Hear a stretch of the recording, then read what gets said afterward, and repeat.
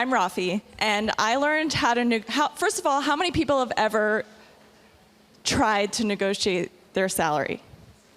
How many people have done it successfully? Great, good success rate here.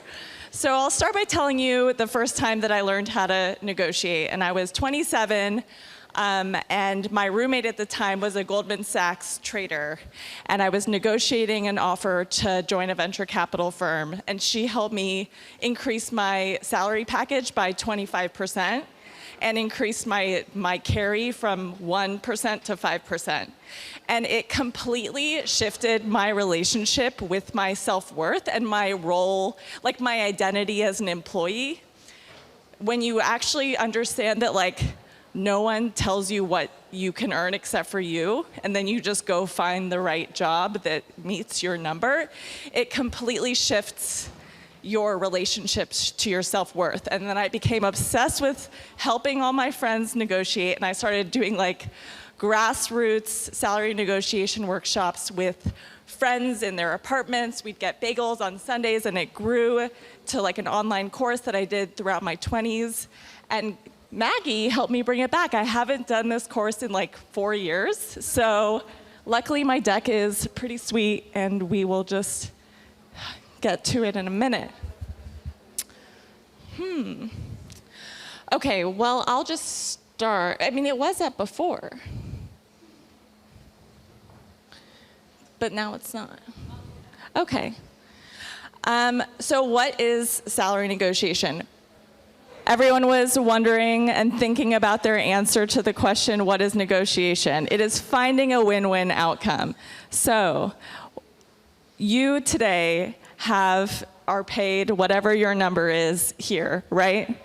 And there is another number that is the most that you can get paid at your current job, and that number is over there.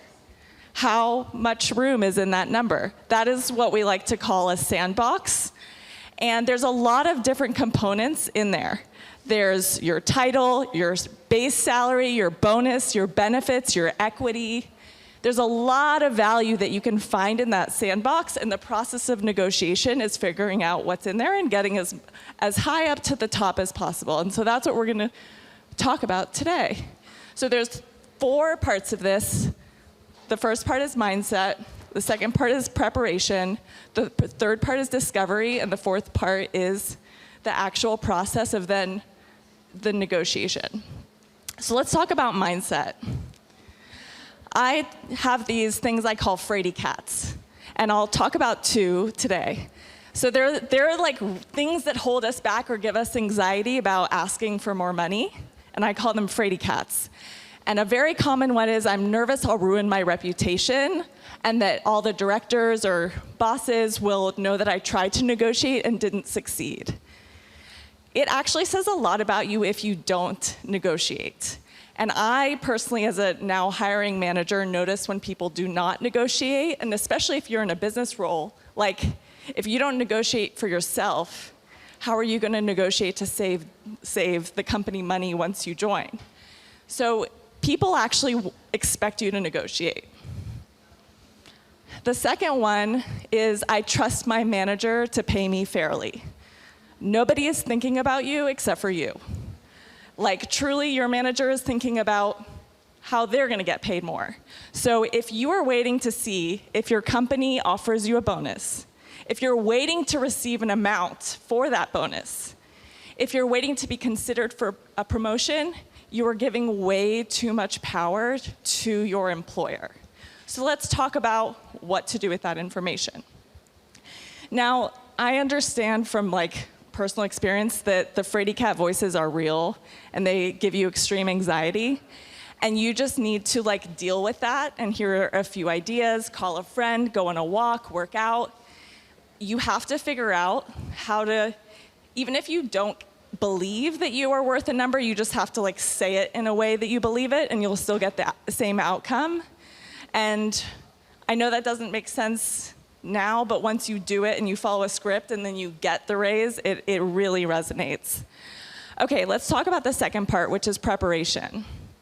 Information equals power.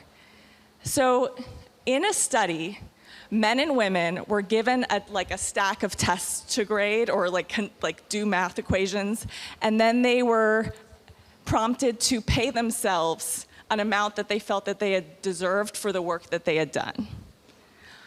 Men paid themselves 63% more than women. What does that mean? It means that women have difficulty accurately assessing the value of our work.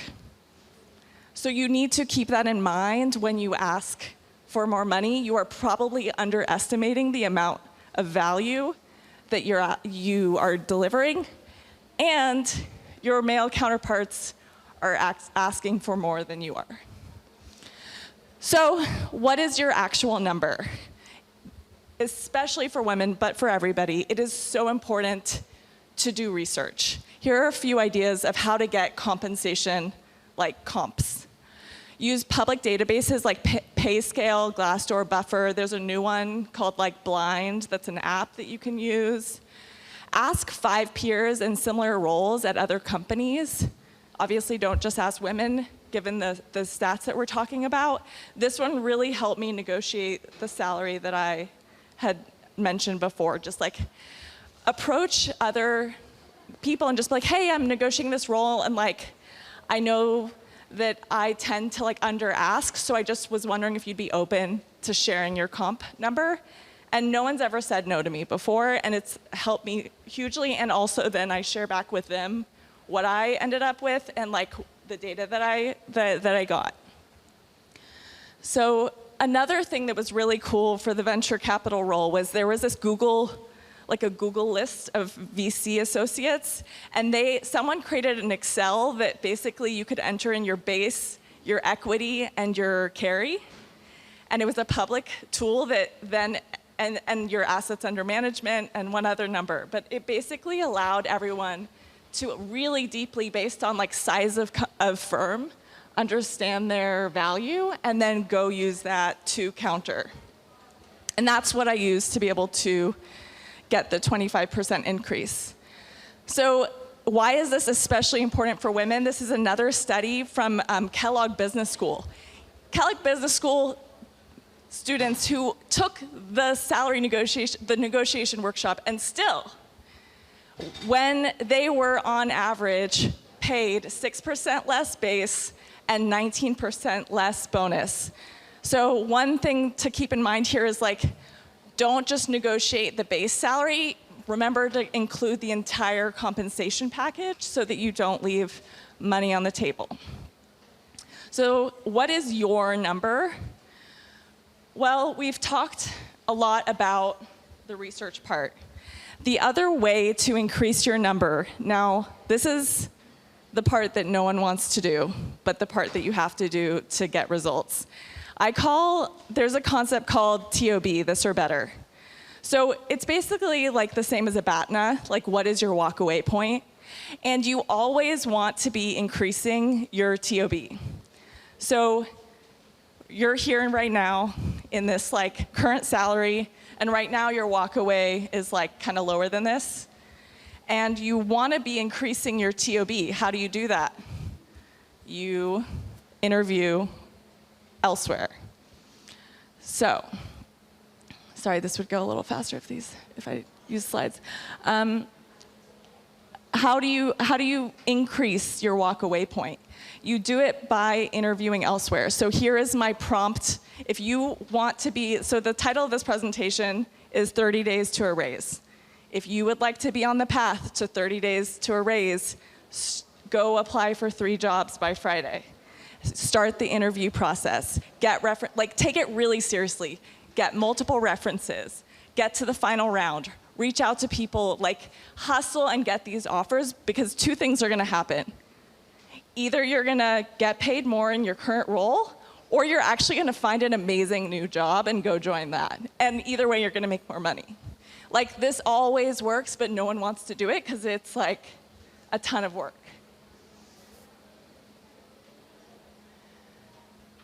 And so, yeah, that's you running off into the sunset with your better offer when you can, if someone's no, I can't do that, you're thank you. I really appreciate your time. Okay, so discovery. How do you figure out like what is in that sandbox? So this is kind of aimed, I kind of think about like, now we're moving into the negotiation process. You've got your other offers. Now we're playing tennis. You can kind of think about this like, we talked about getting to a win-win. You are playing ball here, and like you want to keep throwing the ball back. And how do you figure out like what all is in that sandbox where you can negotiate? It's called discovery. And so when you're going through a negotiation, you should be asking all of these questions about like how promotions will be determined, how they arrive at a compensation number, where that comes from, what the budget is, how they arrived at that, how they rationalize that. This is all like these are like phrases that you can say when people give you their initial number.